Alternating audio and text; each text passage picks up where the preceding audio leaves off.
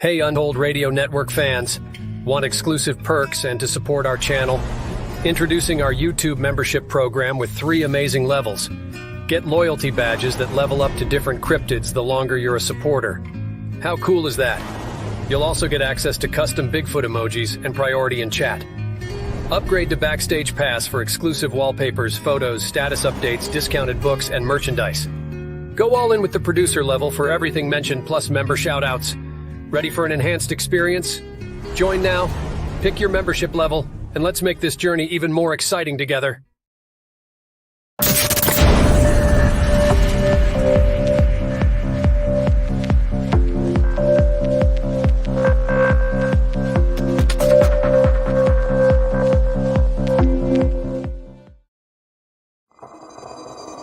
paranormal, UFOs, monsters, mysteries.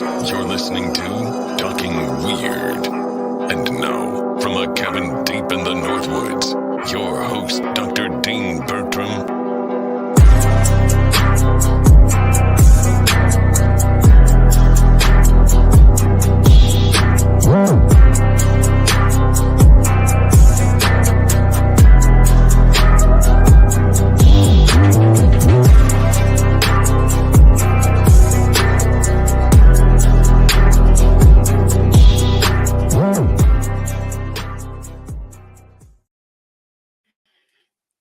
Well, greetings to all my fellow weirdos and weirdettes. Welcome to Talking Weird on the Untold Radio Network. I'm your host, Dean Bertram, and those of us joining us live this Saturday night or very early Sunday morning, depending what time zone you're in, thank you for spending this time with us. For those of you listening or watching after our live stream on the Saturday night, thank you for being with us. I got a treat in store for you all today. I've just read the book, which is only just about to be released. It's fantastic. It's called When the Stars Are Right, H.P. Lovecraft and Astronomy. And anybody who knows much about me knows I've been a big fan of H.P. Lovecraft since my teen years. And we have the two amazing authors of that book here. And one of them is actually somewhat of a regular, not only in the chat of this show and the other show I do with Jason McLean on Tuesday nights on Mysterious Library. He's also been a guest on Talking Weird in the past. The other one, he received a PhD in history from the University of Connecticut and is now assistant professor of world history at Bristol Community College in Fall River, Massachusetts. He has written several articles dealing with Lovecraft and his stories. He's also interested in the historical development of the modern flat earth movement. Tonight's other guest, who's the one I mentioned, who's a longtime friend of the show, is Emeritus Professor of Physics and Astronomy at Michigan State University. He has a BA degree from Wesleyan University and a PhD in Astronomy from Yale.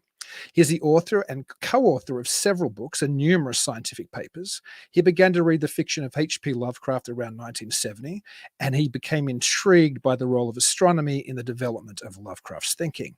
So I'm just so delighted to welcome to the show Dr. Edward Guimont and Professor Horace Smith. Hello, glad to be here. Glad to join you. It's so good to have you back, Horace, and it's so great to finally meet you, Eddie. I've been looking forward to seeing this book for some time since Horace told me it was in the works, and I wasn't disappointed. Just an incredible book. But before we talk about that, and we will, I thought maybe we'll start with you, Edward. Maybe for those of us out there, or for those of not us, because I'm a big fan of Lovecraft, so I know who he is. For those of our listeners who aren't really familiar with Lovecraft and his importance, could you maybe just give a little overview of who H.P. Lovecraft was? Sure. I mean, just a very brief overview is he was an author born in 1890 in the city of Providence, Rhode Island in the United States. He died in Providence in 1937, spent most of his life in between, birth and death, living in Providence with brief, exception in Brooklyn, which was very formative in a, probably you can say, a negative way for him. But he came from, say, I guess kind of a upper middle class wealthy family, which went through a series of declines in his youth, basically progressively poorer throughout his life. But in his, I guess we'll say, late teen years, early 20s, he became very interested in amateur press associations, and from there developed into a fiction writer, and especially was a pioneer of what became known as weird fiction, which we would say kind of a elements of fantasy, science fiction, horror that were kind of unique at the time in the late teens, early 1920s, progressively became kind of more well known within a very small niche of readers of a lot of these magazines. In particular, Weird Tales is the signature one he published in. Near the end of his life, he published a few stories in the emerging science fiction magazine scenes, Amazing Stories, Astounding. And especially those later stories of published in Astounding started to get a bit of a wider audience, I guess. And he's a very prolific letter writer as well. If he had been born, say, 70 years later, he probably would have been very active, in the early internet, probably would have been a very prolific emailer, forum user, bulletin board poster. But so in a way, he's kind of pioneering a lot of the similar social networks with the science fiction, fantasy, horror fandoms of the 1920s and 30s.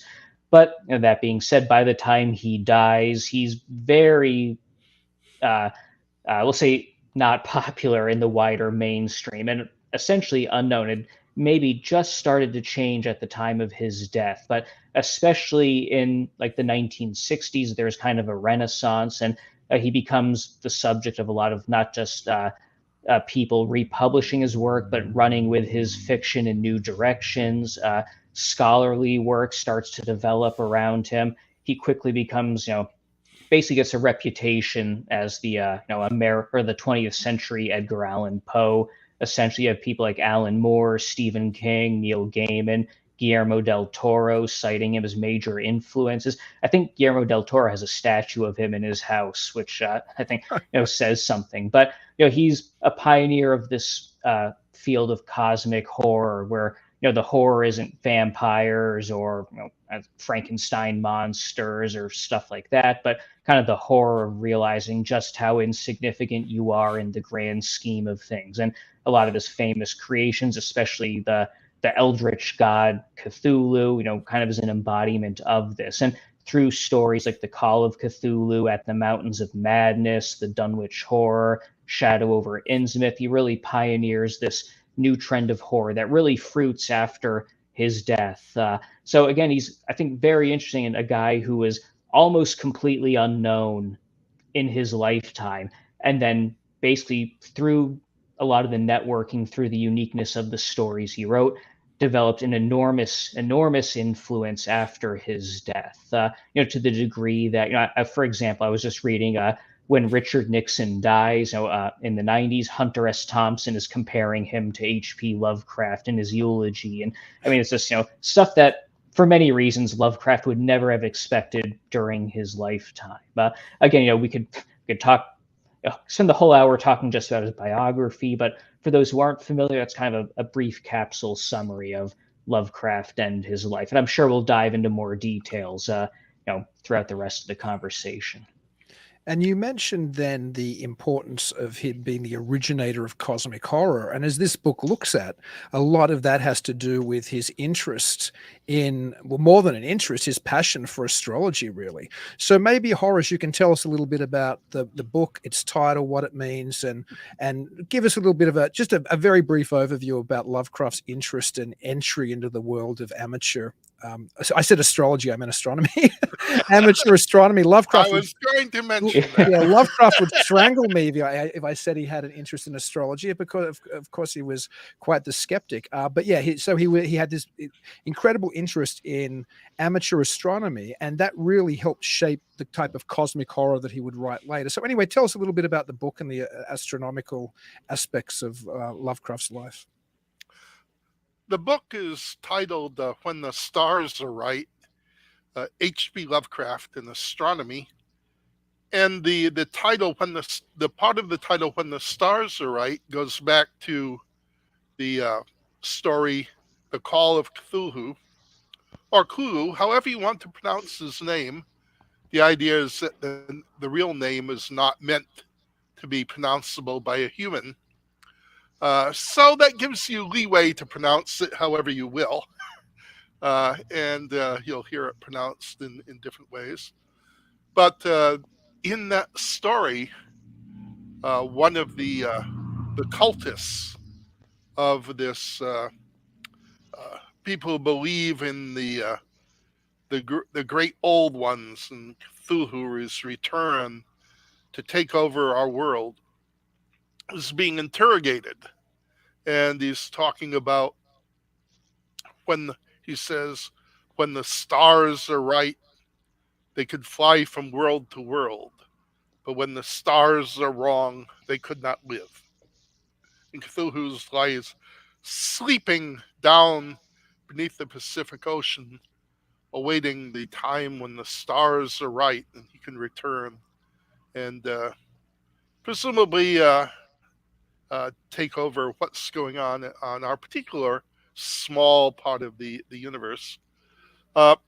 Now, of course, we have the case that may be a rather unreliable narrator telling us that, because one of Lovecraft's ideas that shows up in a number of stories is how insignificant the people are, and presumably the cultists as well, in some way, to what's really going on in the universe.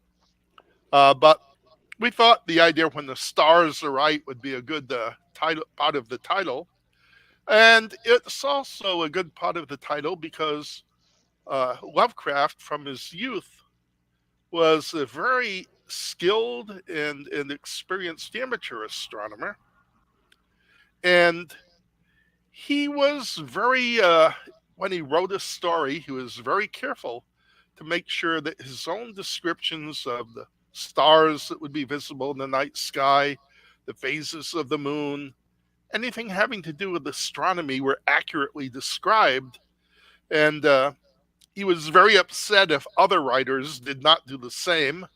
He would take little star planispheres that show the appearance of the heavens at different dates and hours during the year, and he would send them to some other writers to make sure that they would avoid the mistakes of their past writing and get the stars right in the more literal sense in their fiction. But he started out, he was an amateur astronomer around 1902, when he was about 12 years old. He was swept off his feet by astronomy, and for many of his teenage years, it was one of his chief interests. For part of the time, his chief interest. He had his own telescopes. He would scan the sky. He made his own handwritten and hectographed. I don't know if anyone remembers the hectograph process. I remember still doing that when I was in school. A little thing for kind of an even cheaper way of hand doing a mimeograph. And he made his own hand-produced magazines of astronomy with titles such as the Rhode Island Journal of Astronomy, in which he would report his own observations. He thought for a while that he would go into research, and while still a teenager with his minuscule telescopes, he would solve the problem of whether there was life on the moon, or changes on the moon, or the rotation period of the planet Venus. As he became experienced, he realized, no, I can't really do that with a 2 or 3 inch telescope. But he was ambitious at the beginning. Astronomy was, for a while, going to be his career, and that all crashed around 1908 when he realized that mathematics was required in astronomy, and he had met algebra in high school, found it daunting, and realized that the mathematics for a professional career were probably beyond him. That may have contributed to a breakdown he had in 1909 that put him out of action for several years. But he started out precocious. He was actually, at the age of 15, he was writing astronomy columns for 2 newspapers. And the crash, when it came, was devastating to him for a while, but perhaps not for us, because instead of having Lovecraft newspaper columns or astronomy articles that anyone could have done. We have the fiction that perhaps no one could have done other than Lovecraft. And that makes him, I think, particularly intriguing to both Eddie and I, and was inspiration for this book. And it's interesting you're talking about him looking for things like life on the moon and the type of ideas that were still viable in the astronomy of Lovecraft's day about thoughts about the moon or Mars or Venus. And while there was obviously some, I suppose, contrasting views on the reality of life or the potentiality of life on those planets, it was still scientifically within the realm of possibility that there may be life in these places. So can either of you talk a little bit about how that kind of view of our solar system was influential on Lovecraft's, not only his thinking, but then his writing as he transformed into perhaps, as we were saying, the father of the modern cosmic horror story? Well, yeah, I'll jump in. I'll say probably of all those theories, the one that's probably has the most staying power in the public eye today is the idea of life on Mars, and the idea of there had been a Martian civilization that was going into decline. They built these giant Martian canals to bring water from the ice caps to irrigate the lush vegetation that was assumed to be growing on the Martian surface. And these are ideas that really emerged in the last quarter or so of the 19th century. Just in case anyone's not familiar, in the year 1877, when Mars and Earth were very close, an Italian astronomer, Giovanni Schiaparelli, claimed he had discovered channels on the surface of Mars. Channels in Italian is canali, which then got translated to English as canals. So he thought he had just observed essentially giant, riverbeds on Mars.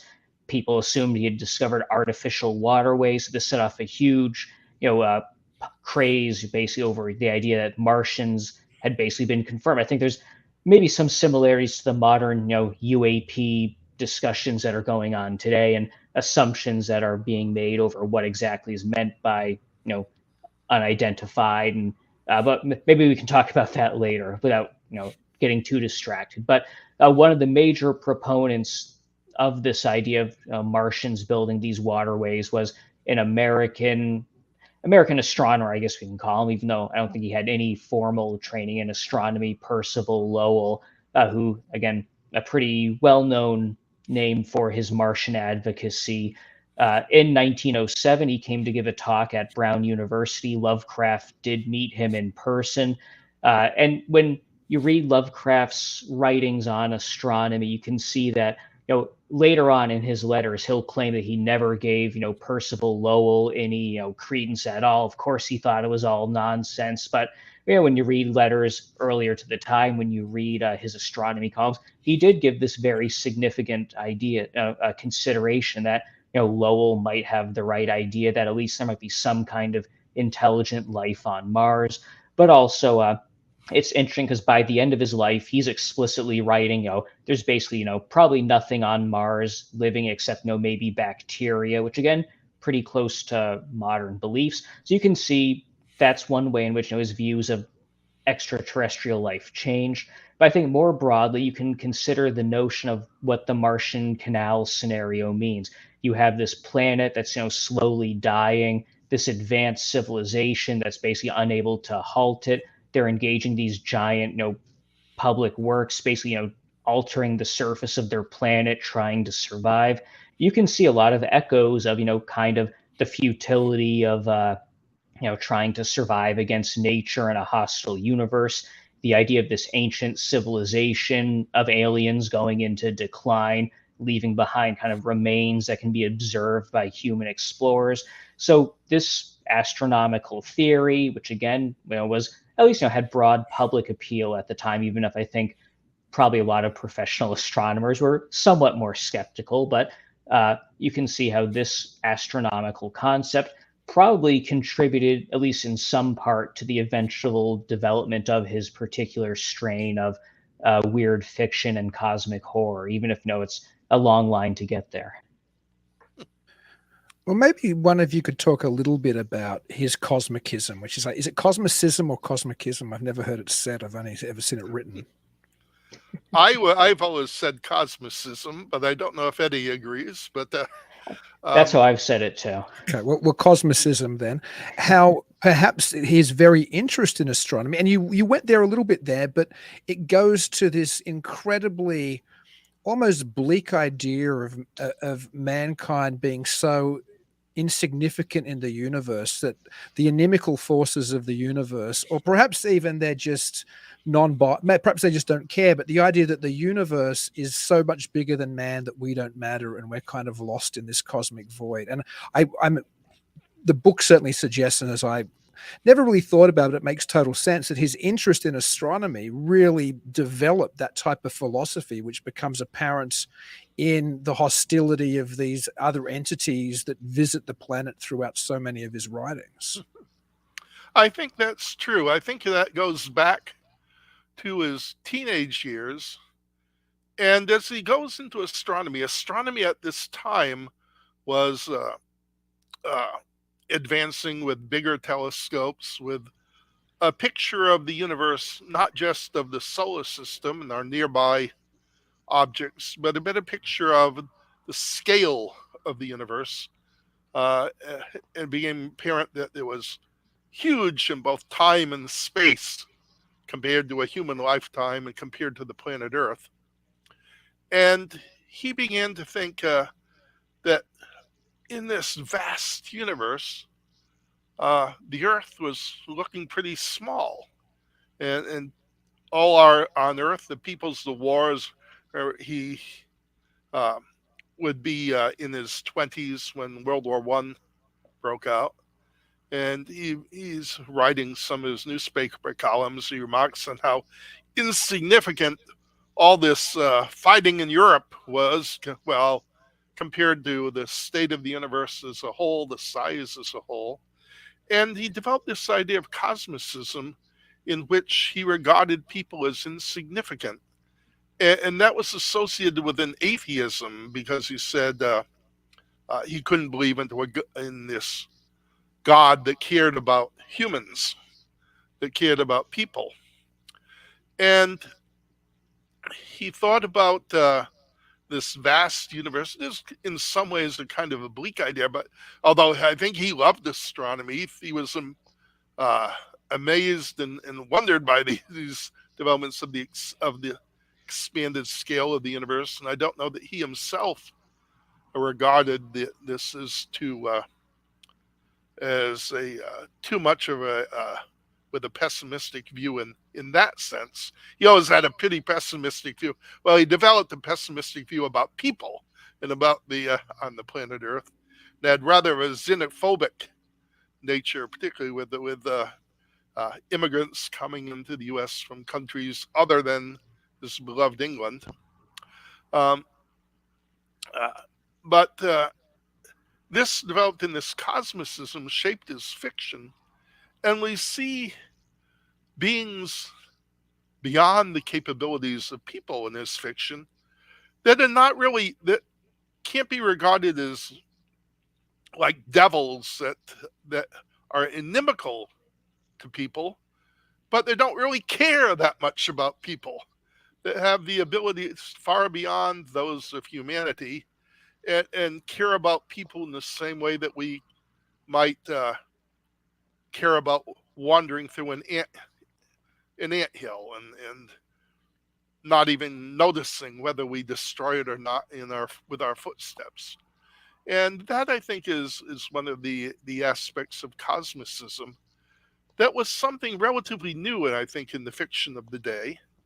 The traditional ghost story, if you look at Montague Road James, for example, one of a British master of the traditional ghost story, who was writing about the early 1900s. Then we have the traditional ghost, which is someone from the past that is for some reason surviving and interacting very much. The interactions with people living are the highlight, the main focus of the story. Lovecraft gets you thinking about things far beyond that level. and that maybe the people shouldn't be the focus of the story. And in some ways, the heroes of his tale are kind of watchers rather.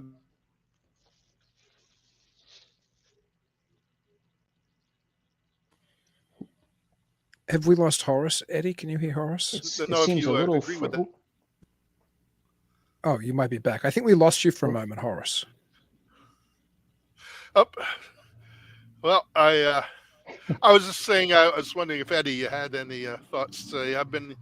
It's like we're going on and off a little bit on my end. So if I blank out, Eddie will have to take over. No, I'll say, like, I think one thing that Lovecraft has been, criticized of is, his protagonists generally tend, on the one hand, tend to be people very similar to how Lovecraft himself viewed himself as, generally from, New England, or hardy New England stock, as, he would call it, kind of in their 30s or 40s, typically, university professors at his great fictional university, Miskatonic. But, typically it's them writing down, a narrative of, oh, I went to Antarctica and this is what I saw. Let me list everything. There's not kind of the more what we might think of as a typical fiction setup, characters discussing, things being told in the third person, or if there's a third person, it's very narrowly focused. And again, it's this very, very tight, view of basically just the chance to recount stuff, kind of, I think in modern terms, you might say he's very interested in the world building, not very interested in characterization, very thin characterization. What characterization there is basically someone being like, well, my father, was born in this state, in this town in New England, and then I went to college in this town, and blah, blah, blah. So it's, basically like an itinerary and now I've been list. driven mad by the. Yeah. It's, what I found, one of the things I enjoyed the whole book from cover to cover. It's such a wonderful book, and we'll talk more about it later, how people can get a hold of it soon, because I know it's just about to release. But what surprised me, because I knew, and I mentioned this to both of you guys before the show, what surprised me is I knew it was going to be about Lovecraft's connections to astronomy, but what came as a really pleasant surprise was how much time it spent about talking about his influence on science fiction and the influence of science fiction on Lovecraft. Because I don't think I had just a passing interest in Lovecraft. I thought I had a fairly good handle on his influences. So obviously there were, there's people like Poe and Machen and Dunsany and Merritt that I was conscious were influential on Lovecraft's writings. And I obviously knew the impact he had on horror afterwards. But I'd never heard about Garrett P. Serviss. I don't even know if I'm pronouncing his name correctly, and his incredible influence on Lovecraft. And maybe we can use him as a segue into Lovecraft being as important to the realm of science fiction as to horror, and the influence of science fiction on him being as important as the influence of horror on him. Yeah, I'll dive in. I'll say, Garrett P. Serviss in particular, I think he was, again, much like Percival Lowell, someone who became very influential in popularizing astronomy. But again, I don't think any professional training as an astronomer. He's someone who maybe is roughly, a similar kind of cultural space to, Carl Sagan or Neil deGrasse Tyson today, even though, of course, they do have professional training, but someone who's very active in popular promotion of astronomy. But he was a fiction writer as well. I think the story we talk the most about in this is Edison's conquest of Mars, which is one of a number of unofficial, I guess, basically copyright infringing sequels to the War of the Worlds. Probably the most imaginative one. It's published very quickly after the original H.G. Wells novel. It's about Thomas Edison basically, using his scientific knowledge to build a human fleet and fly to Mars. And essentially, I think they end up committing genocide against the Martians as retaliation. A lot of very interesting kind of science fiction staples come out of that. For example, I think I've seen it right. That's the first use of the spacesuit in fiction.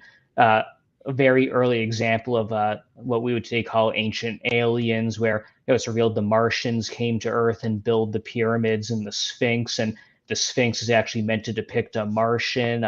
Again, something that I think we can see a lot of reflection of with Lovecraft. But Serviss wrote a lot of popular astronomy books as well, and Lovecraft read those. He claimed that he read everything that had been published by Service, which, if true, that would be quite extensive. But with that in mind, it's easy to see echoes of some of Lovecraft's themes in a lot of both the fiction and nonfiction that Service wrote. And Service himself, obviously, his Edison's Conquest of Mars is a ripoff, we'll say, of H.G. Wells. He wrote another book called Columbus of Space that's very explicitly influenced by Jules Verne, who again was someone who Lovecraft as a kid wrote that he was enormously influenced by Jules Verne. If you read, there's a few childhood stories that Lovecraft wrote that survived.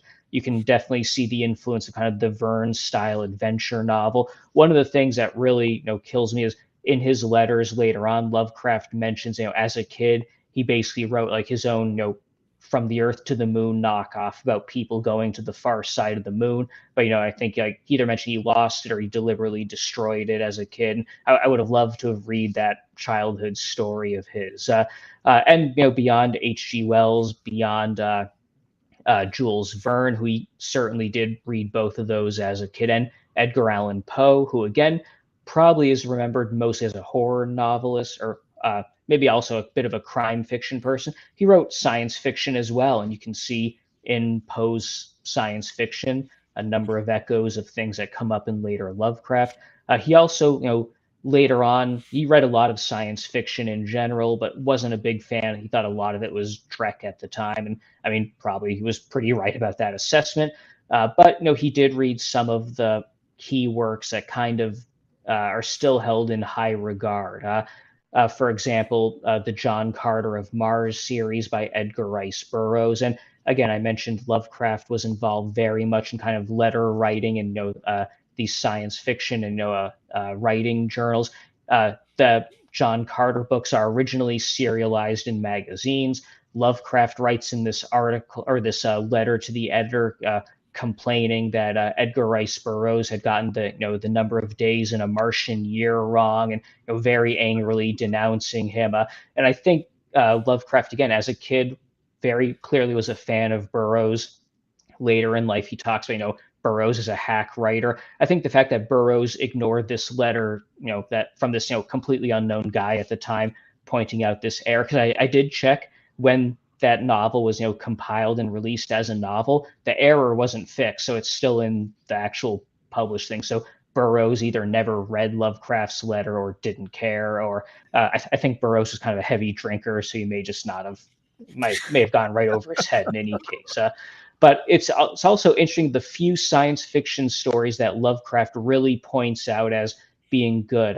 There's an author who, again, today probably is almost completely forgotten, named Stanley Weinbaum, who, like Lovecraft, ended up dying very young of cancer. But he wrote maybe like a dozen or so stories, kind of in a shared universe about humans and what is then the future, going to various different planets in the solar system. The first two, I think, are set on Mars. There's a couple others on Venus, on the moons of Jupiter and Saturn, and some of the asteroids. These are stories I think still hold up today, and they're very imaginative take of alien life form. You can see how they're would have appealed to Lovecraft. Arthur C. Clarke also writes about Stanley Weinbaum being a big influence. And then maybe a bit better well known, but I think also probably not well remembered even so, is Olaf Stapledon, and in particular his a really expansive novel, Last and First Men, which is this, again, it covers the future history of humanity from what in Stapleton's, time would have been the very near future up until, I think it goes past 1 billion years into the future and just traces how humanity goes from being on Earth into basically, unrecognizable evolutionary forms. And again, you can see how this is something where, you're covering humanity going across billions of years, thousands of light years of space. Clearly, this is something that's very interesting to Lovecraft. And again, there's some echoes of his fiction, in particular in Shadow over Innsmouth, when he kind of tackles some of these issues of alternative human evolution. We can say you can see a lot of that in stapled in. But for me, at least, that was kind of the more interesting ways in which Lovecraft was reading science fiction, what he thought was really kind of the key standouts of the genre of his time. I was fascinated that Sir Viss had kind of been almost, perhaps the originator, as suggested in the book, of almost an ancient astronaut theory, with his point or his suggestion that Egyptian culture had been influenced by Martians. Of course, whenever you read in one of, I suppose, what we recognize as one of the precursors of ancient astronaut theory in the occult space, like a book like Bergier and Powell's Morning of the Magicians, they'll mention Lovecraft and Charles Fort almost in the same sentence as progenitors of this kind of idea. So it's fascinating, and I'm sure this is something Horace will be interested in as well, and maybe will want to field, that you talk about Fort's intersection with Lovecraft, because ironically, Lovecraft is the great amateur astronomer in this space, and as we both know, because we've talked about it before, Horace, and you knew before we talked about it, I know, Fort's enemy is the astronomer. Like the people he dislikes the most in the sciences is the astronomers. So it's interesting that these two forces, Fort on one side and Lovecraft on the other, are both thought to have influenced ancient astronaut theory, and they intersected as well. Maybe you, Horace, or Eddie, or whoever wants to field that, can talk about the Lovecraft and Fort intersection. I'll say a few words, and then Eddie can jump in. Lovecraft did read Fort's books. I think he thought more highly of the Book of the Damned than some of the later books, if I recall.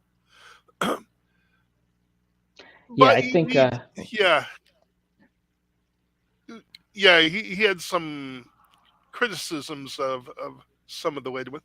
I don't think he was reading them as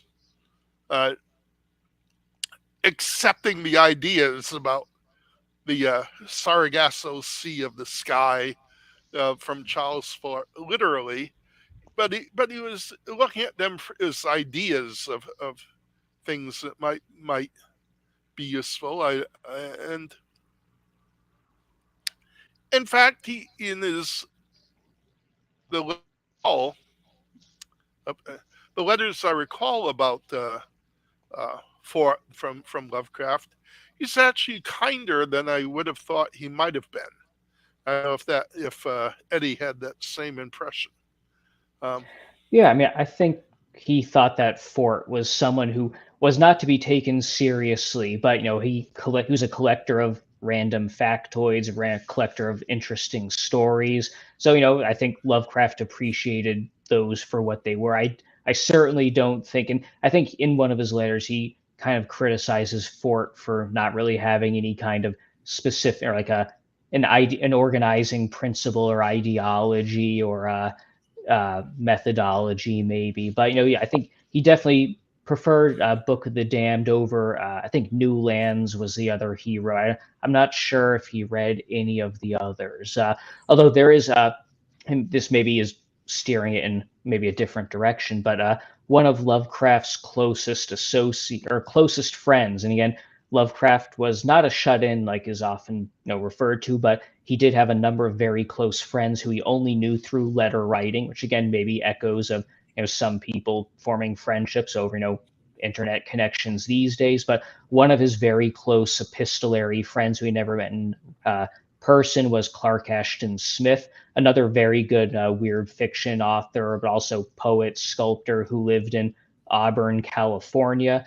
There was one, and they wrote a few letters about Fort back and forth. Smith also was a fan, but Smith, in I think it's 1933, he talks in a letter to Lovecraft about how a few years earlier in the late 1920s, he saw what he referred to as the black meteorite, which is this giant black silent cylindrical object that flew overhead, which today we would pretty clearly call that a UFO. So he doesn't have the term, but he's telling Lovecraft, a couple of years ago I saw this mysterious black meteorite fly overhead. I bet Charles Fort would have a good run at this. And Lovecraft's immediate response, or immediate in terms of letter writing response, is it could be any number of natural phenomena. We don't need to jump right to the Fortean explanation. I think he actually even uses Fortean at the time, which is a pretty close link to that. And interestingly enough, Lovecraft had at least two friends who themselves were friends with Theodore Dreiser, the founder of the Fortean Society. One of them offered to connect him with Lovecraft, and Lovecraft basically said, "No, thank you. That's fine." But it is kind of one of these interesting what ifs. If Lovecraft had met up with the Fortean Society in the early 30s, right after it was formed. But sadly, Lovecraft was kind of a bit self-sabotaging in a number of ways like that, I think. I was interested that actually Lovecraft had an early intersection with unidentified aerial phenomena of a sort that we've talked about. I've mentioned before on this program, so I won't go into it too much. Mention it again, because it's fascinating. I know exactly what you're talking about. So this is 1909. At the time is just before Christmas. The New England newspapers are overwhelmed with reports of a mysterious airship that flies only at night. And it's reported moving over Worcester in Massachusetts. It's reported over Willimantic, my hometown in Connecticut. And people are out doing their Christmas shopping or are scanning the skies for this airship. It was said in Worcester that the streets were blocked. The streetcars couldn't go through because so many people were at one time out in the street looking for the mystery airship, which was newspapers said it was supposedly the work of a mysterious inventor, Tillinghast, a name that shows up in later Lovecraft story. But just before Christmas in Providence, Lovecraft is out. This is actually during the period where it had his breakdown of 1908. So this is one of the few windows we have on his activity right after this breakdown. He's out, he sees Christmas shoppers out on the street, and a bunch are gathered at a street corner pointed to something in the sky. And Lovecraft thinks, well, they're getting them interested in astronomy. I'll mosey over and see what's going on. And he goes over and they're pointing, look, it's the airship. I can see it. I can see its headlights shining in the sky. And the dismayed Lovecraft had to tell them that what they were pointing at was the planet Venus rather than Tillinghast's mystery airship. So that may have set Lovecraft on a rather skeptical view of people's reports of objects in the sky. But it was something that appeared that he reported in a number of times. This account of people mistaking a planet, and he said that people needed to read newspaper columns so they would realize what was going on in the heavens. And you're right, because Charles Fort writes about that case as well, of course, the Tillinghast 1909 airship. So there's an immediate connection between the two of them. Yes, he was a very I dropped out, I think, for a moment here. We have you now, Horace. You're here now. Okay. I'm actually is very interested that he was interested in this at the time.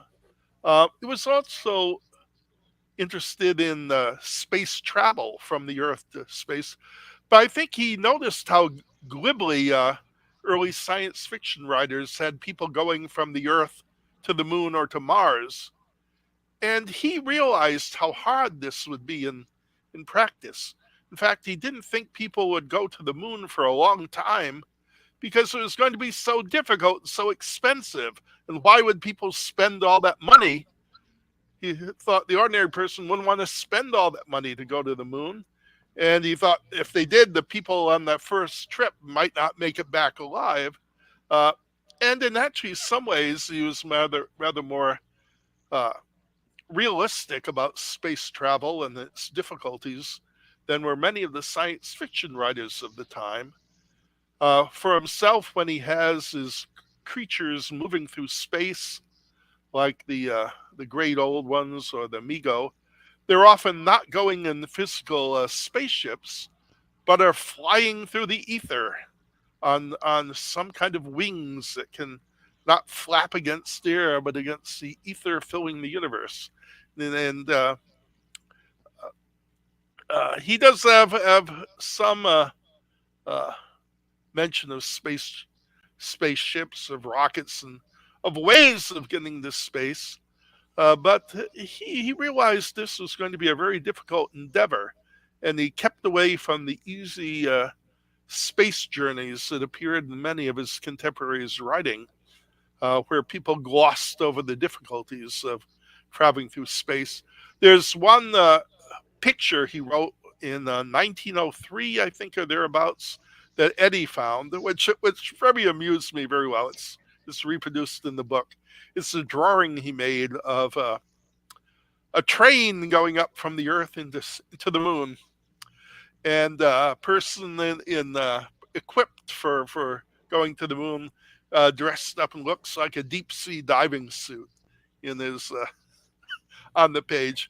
When he wrote, he often included a lot of drawings in these little journals of his that he self-published as a teenager, and those are online. You can go look at them on the Brown University digital repository, and they're just fun to go through. They're just amusing to read. As he gets more sophisticated, he gets to writing his own newspaper columns. In fact, they get a little bit less charming and more of the ordinary newspaper affair of the day. So some of the earlier things, the more eccentric and I think are more fun to read. Perhaps just to go back to something you were saying, then perhaps the lack of spaceships and the lack of that technological kind of accompaniment to the great old ones is the reason so much of this resonates more in horror and science fiction. Because again, as I mentioned before, while I'm conscious of people who are meant to be the horror influences on Lovecraft, everybody's conscious of how Lovecraft went on to influence horror. We mentioned it before, whether it's Stephen King or John Carpenter, or name almost any author in the space today, and every second movie you see is loaded with Lovecraft ideas. But also what I was less conscious of was his influence on science fiction. And there's a wonderful chapter I never even thought about in there about big dumb objects in sci-fi and Lovecraft's influence on that. Maybe we can use that as a stepping off point. One of you can explain what big dumb objects are and how that shows Lovecraft's influence on the broader science fiction world. I think Eddie chose that use that expression. I'm happy to jump in. Yeah, so this is a genre, a very specific genre of, I guess we would generally call it space opera, I suppose. It really came up in the 1970s. I think that was the big decade. But the typical kind of like two examples that we talk about in the book, but I think most people are probably familiar with: Arthur C. Clarke's Rendezvous with Rama and Larry Niven's Ringworld. But in the way in which the big dumb object genre goes, or BDO we can call it, as there's some giant object in space that's built by incredibly advanced aliens, huge number of years ago. Now it's abandoned. A small number of humans go land there, explore it, try to figure out who built it, why, uncover some deep mystery. Some of them die along the way. The rest make it back to Earth to report on what's going on. This is the basic format of this. And like I say, Rama by Clarke, Ringworld by Niven. These are really the ones that popularize that genre. And there have been a few other ones. I think those are probably still the best known ones. But again, like the idea, humans going to some location, finding a giant structure built by inscrutable advanced aliens that have been long since died out. This struck me as very evocative of particularly At the Mountains of Madness, but also a later novella he wrote, The Shadow Out of Time. Notably also these two, Mountains of Madness, Shadow Out of Time, these aren't structures in space. They're like ancient cities on Earth in inhospitable locations. The the first one in Antarctica, the second one in the Great Sandy Desert of Australia. But because of the remoteness, you have these expeditions going there that are fairly evocative of later, space voyages. They're kind of stand-ins. And actually, At the Mountains of Madness began as Lovecraft trying to think about an interplanetary story. So there even is that kind of space voyage genesis in this novella about going to an alien city in Antarctica. But again, the big dumb object genre is very evocative of these two novellas that Lovecraft wrote at the end of his life. These novellas were not published in Weird Tales, kind of the more horror and fantasy oriented. They were published in the much more science fictional focused Astounding Stories, I think it was called at the time, which was widely read by kind of a lot of the emerging figures in what would become the science fiction, space opera genre. For example, Arthur C. Clarke was an early reader. He has one of his many biographies is called Astounding Days, and it's about his memories of reading astounding science fiction. He has a chapter on remembering reading these two stories by Lovecraft. Larry Niven, which I haven't found anything specific about him, but he's certainly familiar with Lovecraft. He's written a number of Lovecraft pastiches. So it was interesting to me that these two stories that were the only ones published in these more explicitly science fiction mediums that we know were read by these, pioneers of space opera, of early science fiction, then, got reflected in their notions of this particular space opera genre. And it's interesting also, I don't think this is the only case of it, but At the Mountains of Madness, describing this, very extensive, again, part of Lovecraft's interest is basically using fiction as an excuse to write about what might otherwise have been a nonfiction article, basically, but he's very interested in Antarctic exploration, the cutting edge of Antarctic exploration of his day. He writes in extreme detail about, the outfitting of this expedition to Antarctica and At the Mountains of Madness. It's essentially, the 1930s equivalent of a space expedition.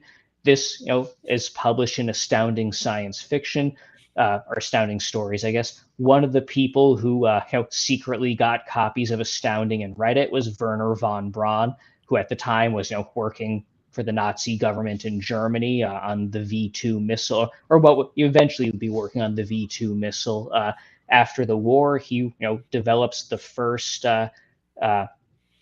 plan for Martian exploration, which again is very similar to the same Antarctic expedition tropes that Lovecraft was drawing from. So it is kind of evocative to think, Wernher von Braun reading At the Mountains of Madness, and then years later keeping it in mind while developing his own expedition. And notably, in von Braun's kind of initial mission outline to Mars, his astronauts were landing at the South Pole on Mars too. So there is that kind of a explicit, interesting parallel there too. We have a question from Ed Schultz, who's a regular viewer of the show and also a guest on the show. He's actually about to come out with his own book, Confessions of a Psychic Priest, which I can't wait to read. In fact, I've read quite a bit of the proofs, and they're excellent. So anyway, Ed asks, any parallels with Stargate, obviously the popular film and TV series, which I know Ed's a fan of? I will say I've seen the Stargate movie. I've really only seen a few episodes of any of the shows, so I can't comment on if Lovecraft has brought more up with the show, but I know the movie very much was influenced by Eric von Daniken, among I think Graham Hancock actually also is a big influence on it, even though Hancock tends not to write about aliens, but that's a whole other kettle of fish. So there's definitely the Von Daniken influence in Stargate. There's an author, I guess we can kind of call him like a polymath, a Renaissance man named Jason Colavito, who has written extensively on kind of tracking the Lovecraftian influence in Von Daniken. As far as we can tell, as far as has been noted, Von Daniken did not read Lovecraft directly before writing Chariots of the Gods. He seems to be more aware of Lovecraft later on, potentially, but also, you kind of have to take a lot of what von Daniken says with a grain of salt, because he has been convicted of fraud multiple times, I believe. But I mean, we know von Daniken did read Morning of the Magicians, which itself, was influenced by Lovecraft, cites Lovecraft. So I think indirect, we have Stargate through von Daniken, through Morning of the Magicians, through Lovecraft. Then again, like we said, Lovecraft himself probably, we can guess, did read Edison's Conquest of Mars, where a lot of this comes up. Although, interestingly, this idea, aliens coming to Earth in the past, influencing, in particular, Egyptian civilization, this pops up a few times. One thing that really interested me was doing a lot of research on the science fiction stories Lovecraft would have been reading. It comes up not super often, but it's there. It's the ancient aliens trope is decently popular in the 1920s and 30s. Typically, it's connecting aliens with Atlantis, or what I did my dissertation on, Great Zimbabwe, that comes up a few times, or the Greeks or the Egyptians. The author I mentioned, Stanley Weinbaum, he has one of his stories where they realize, the Martians had come to Earth, and the Egyptian god Thoth was based on a Martian that had landed in Egypt, a long time ago. So again, a lot, even beyond service, a lot of the stuff that Lovecraft was reading kind of independently came up with these ancient aliens notions. And again, it's kind of an interesting way in which something that's an explicitly science fictional trope kind of gets recycled into pop science, or pop ostensibly non-fictional science. To the degree you have ancient aliens now being brought up, in the U.S. House of Representatives, and members of the U.S. House of Representatives appearing on the TV show, which is an interesting feedback loop of its own. But I won't dive too deep into that right now. That's another show. I might add that a contrast to the Stargate kind of idea, where you go through a gate and people go to another world. Lovecraft sometimes used the mind exchange notion, where some person on Earth would switch minds with an alien creature, and the alien would take over the human's body, whereas the human would find himself on some distant time, perhaps not just necessarily a distant place, but some other location than the current time and place. Not by traveling there, but by his mind going there, as the alien switches place with him, which I thought was kind of an interesting idea in itself. That I guess has had some follow up more recently, but not the pattern taken by things like Stargate. Well, it's interesting too how much of, at least particularly for me, because as you know, Horace, one of my major interests at the moment is Ray Palmer and Richard Shaver and the Shaver mystery. How much you can see what you guys are talking about, this fiction feeding into eventually actual pseudoscientific tropes.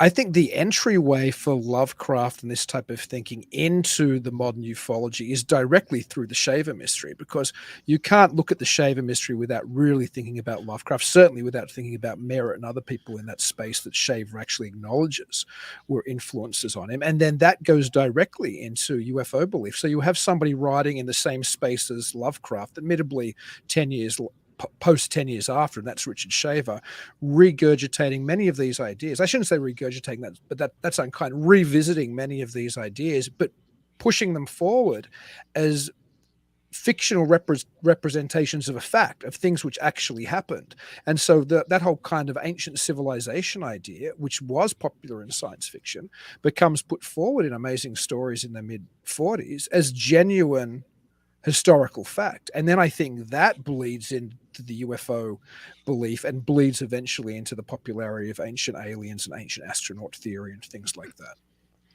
Well, Shaver himself, he wrote an article, like a short article called, I think it was Lovecraft and the Darrows. I mean, so he was making that connection right there. But speaking of early UFOs, I didn't mention this in the book itself because I only came across it later on. But one of the early figures in kind of like UFO writing is Donald Kehoe, who 20 years earlier, was writing for Weird Tales. He published stories in the same issue that Lovecraft published stories in. So we know like Lovecraft read all of Weird Tales. He read Donald Kehoe. We know Donald Kehoe probably read not just the Lovecraft stories in the articles or in the issues he was publishing his stories in, but he was probably reading a lot of other ones also. So almost certainly it's not just through Shaver, but Kehoe himself probably did read Lovecraft. And that's on top of, once you get to the 60s, once the UFO field is really, taking off or kind of trying to be more systematized, I guess that's also the era of the Lovecraft Renaissance. I think you can see a lot of similar intersections there. This was just an amazing show. I could talk to you guys for another 2 or 3 hours just about Lovecraft and Shaver and ancient astronaut theory. But listen, the book is fantastic. Can you guys talk about how people can get a hold of it? I know it's about to be released. It's not quite available, right? As far as I know, is that correct? Right. It is can be ordered from the Hippocampus Press website, but I haven't gotten a physical copy of the book yet. The publisher thinks the copies will be out before the end of August, so hopefully they won't be delayed too much. It can be ordered through the Hippocampus Press, and often it'll be linked to Amazon later on, but I haven't seen it. It hasn't appeared there at the moment. But certainly you can order it from Hippocampus Press, and it will be on its way as soon as they get the actual copies printing out. And if you're in the area of Providence, you can go to Eddie giving a reading from the book tomorrow morning at the if you're going to the H.P. Lovecraft Film Festival that's going on there. Not, I am sure, up to the level of the Midwest Weird Film Festival, but no, the H.P. Lovecraft Film Festival. I've never been there, but I've only heard good things. So that's going to be an excellent. I wish I was near Providence so I could go and visit. And what about websites for you guys? Do you have any other websites you'd like to point anybody at, or? I am perpetually working on my personal website, so it's in development continuously. As of now, I am still available on I guess what we now have to call X, the Everything app. We'll see how long that lasts. But yeah, it's at Edward Guimont. I'm there for now. I'm sure if you search my name, it probably is the first to come up. But as of now, it's probably the best considering how semi-functional it is to get in touch with me. Yeah, for me, just my university website comes up. So I probably should make something a little bit more focusing on the different books, but I haven't done that yet. One of the excuses for emeritus professors is you're retired, you don't have to get anything done. Well, on that wonderful note, please let me know when it's available, and Jason and I will certainly mention it as the book of the week on Mysterious Library on Tuesday night, and at some stage we'll get around, I'm sure, to talking about the book on there as well. I'd love to have you both back on sometime in the not too distant future, because it's just a fascinating conversation, gentlemen. And until I get to talk to you both again, and everybody else out there, keep it weird. Bye. Good evening.